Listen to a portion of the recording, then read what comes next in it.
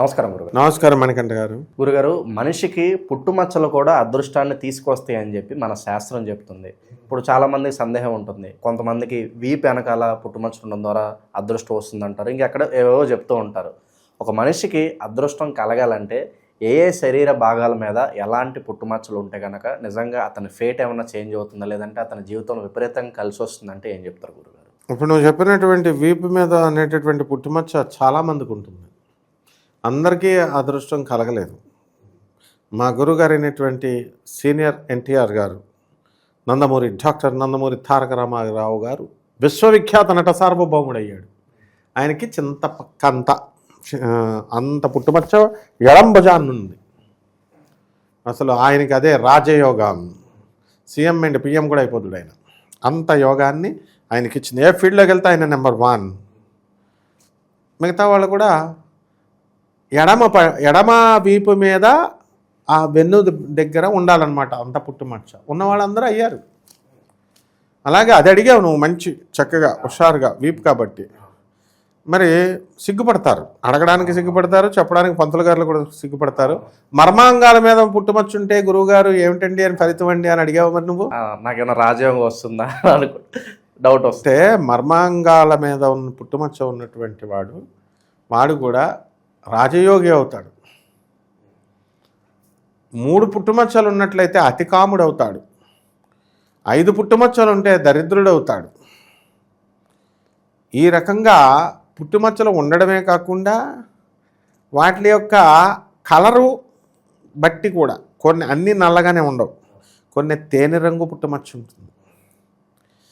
పెదవుల పైన ఆడవాళ్ళకైనా మగవాళ్ళకైనా డిఫరెన్షియేట్ చేయాల్సినటువంటి అవసరం లేదు. ఆడవాళ్ళకి ఏంటంటే ఎడం పక్కగా, మగవాళ్ళకి కుడి పక్కగా. కానీ ఒక్క నందమూరి తారక రామారావు గారికి మాత్రమే ఎడం వైపు ఉన్న పుట్టుమచ్చ యోగిచ్చింది.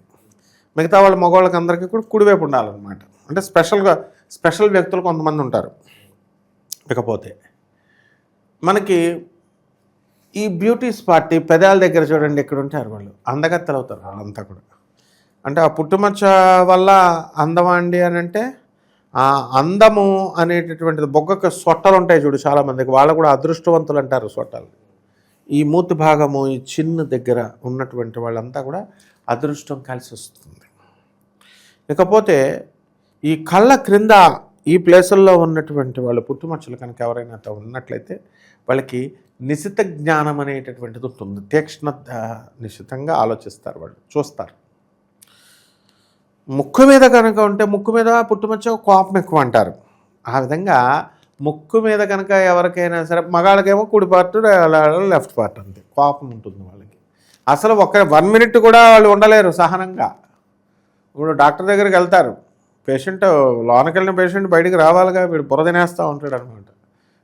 ఇంకా రాలేదని. అటువంటి వాడిని చేసుకున్నందుకు భార్య చాలా భయపడిపోతుంది అనమాట. ముక్కు మీద పుట్టుమచ్చ ఉన్నటువంటి వాళ్ళ భార్యలందరూ కూడా భయపడడానికి అవకాశాలు ఉంటాయి. వాళ్ళ కోపాన్ని తట్టుకోలేరు. అలాగే తొడల మీద, మగవాడి యొక్క మగతొడ మీద కనుక ఉంటే మగసిరి అంటారు. ఎడమ తొడ మీద ఉంటే ఆడవాళ్ళ వల్ల కలిసి వస్తుంది అని అర్థం. అలాగే ఈ యొక్క పిరుదుల పైన పుట్టుమచ్చలు ఉన్నటువంటి వాళ్ళకి ఏమిట్రా అంటే దీర్ఘకాలికమైనటువంటి ఆరోగ్యం ఉంటుంది వాళ్ళకి. మెడ దగ్గర పుట్టుమచ్చ ఉన్నటువంటి వాళ్ళకి అతి కామం ఉంటుంది. అలాగే గుండె మీద పుట్టుమచ్చ ఉంటుంది. ఆ గుండె మీద పుట్టుమచ్చ ఉన్నటువంటి వాళ్ళకి స్త్రీలు మోసం చేస్తారు. ఏదో ఒక సందర్భంలో 4-5 ఎవరో ఒకళ్ళు కంపల్సరీ మోసం చేయడం అనేటటువంటిది ఉంటుంది. చంకల్లో పుట్టుమచ్చ ఉన్నటువంటి వాళ్ళు అదృష్టవంతులు అవుతారు. కుడి భుజం మీద పుట్టుమచ్చ ఉన్నటువంటి వాళ్ళు మంచి ధైర్యస్తులు, కార్యశీలులు అవుతారు. అలాగే ఎడం భుజం మీద కనుక పుట్టుమచ్చ ఉంటే మనకి మగవాళ్ళకి అంత మంచిది కాదు. నరాలకు సంబంధించినటువంటి రోగాలు భవిష్యత్తులో వస్తాయి అని తెలుస్తుంది. ఇక పొట్ట మీద పుట్టుమచ్చ ఉన్నటువంటి వాళ్ళు ఉంటారు, వాళ్ళకి ఈ ఆకలి ఎక్కువగా ఉంటుంది. బజ్జీలు తింటే 275 రూపాయల బజ్జీలు తినేస్తారు. ఆ లెవెల్లో ఆకలి ఉంటుందన్నమాట. కాబట్టి భీముడి ఆకలి. పొట్ట మీద పుట్టుమచ్చ ఉంటే అంత ఆకలి. గుండెల మీద ఈ యొక్క ఛాతీ మీద పుట్టుమచ్చలు ఉన్నట్లయితే గుండె ధైర్యం అధికంగా ఉంటుంది వాళ్ళకి. ఏదనుకుంటే ఆ పనులు వాళ్ళు సాధిస్తారు. గుండె జబ్బు అనేటటువంటిది వాళ్ళకి రాదు.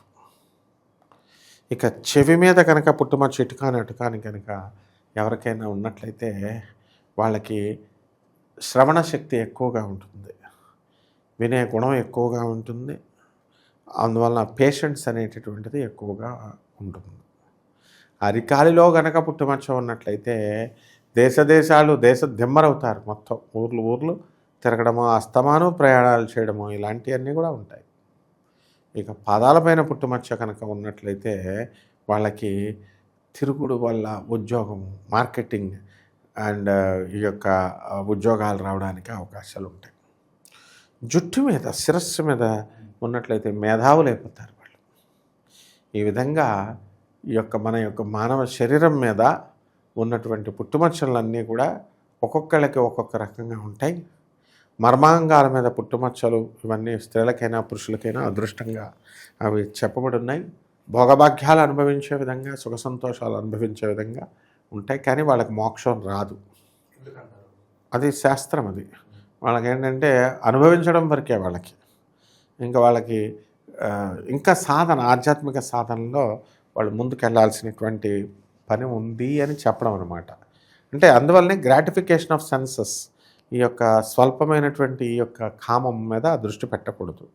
ఆధ్యాత్మికమైనటువంటి గురువుల గురించి ఆలోచించడము, వాళ్ళు చెప్పినటువంటి శాస్త్రాలు చదవడము, ఇవన్నీ ఉండాలి. ఇప్పుడు ఈ వేలు మీద పుట్టుమచ్చ ఉన్నటువంటి వాళ్ళకి ఈ యొక్క రవి, వీళ్ళకందరికీ కూడా బ్రహ్మాండమైనటువంటి ఆధిపత్యం, ఎక్కడికి వెళితే అక్కడ సాధించే ఇది వస్తుంది. ఈ వేలు మీద పుట్టుమచ్చ ఉన్నటువంటి వాళ్ళకి మోక్షం తెచ్చుకోవాలనేటటువంటి జ్ఞానము, దూరదృష్టి, విజ్డము, నాలెడ్జు ఇవన్నీ కూడా ఇచ్చేస్తాయి. ఆ విధంగా ఈ యొక్క మధ్య వేలకు ఉన్నటువంటి పుట్టుమచ్చ ఉంటే వాడు అధిక శ్రమ చేయాలి. ఎక్కువ కష్టపడితేనే కానీ డబ్బులు రావు.